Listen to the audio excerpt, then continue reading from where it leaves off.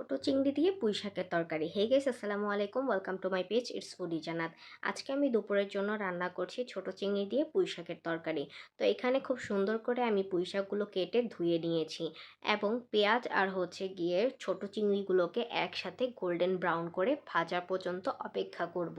তো এটা ভাজা হয়ে গেলে এটার মধ্যে বাসায় থাকা বেসিক যে মশলাগুলো আছে সেগুলো আমি এক এক করে অ্যাড করে দিয়েছি, যেমন ধনে গুঁড়ো, জিরের গুঁড়ো, মরিচের গুঁড়ো, লবণ। তো সব কিছু একসাথে মিক্স করে আমি খুব সুন্দরভাবে এটাকে কষিয়ে নিচ্ছি।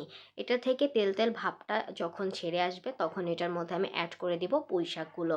তো এইগুলোকে দিয়ে খুব সুন্দরভাবে একসাথে সব কিছু মিক্স করে নিব। তো মিক্স করে আসলে পুঁই শাক থেকে এক্সট্রা একটা পানি ছাড়ে, তো আমি এক্সট্রা করে কোনো পানি দিইনি, সেটা থেকে আমার তরকারিতে ঝোল হয়ে গিয়েছে। তো এই হচ্ছে আমার ছোট চিংড়ি দিয়ে পুঁই শাকের তরকারি। কার কার এই তরকারিটা খেতে ভালো লাগে অবশ্যই কিন্তু কমেন্ট বক্সে জানাবেন। এর পাশাপাশি আমি রান্না করেছিলাম আলু ভাজি আর গিয়ে ডাল। শীতকালে কিন্তু জলপাই দিয়ে ডাল খেতে বেশ ভালো লাগে।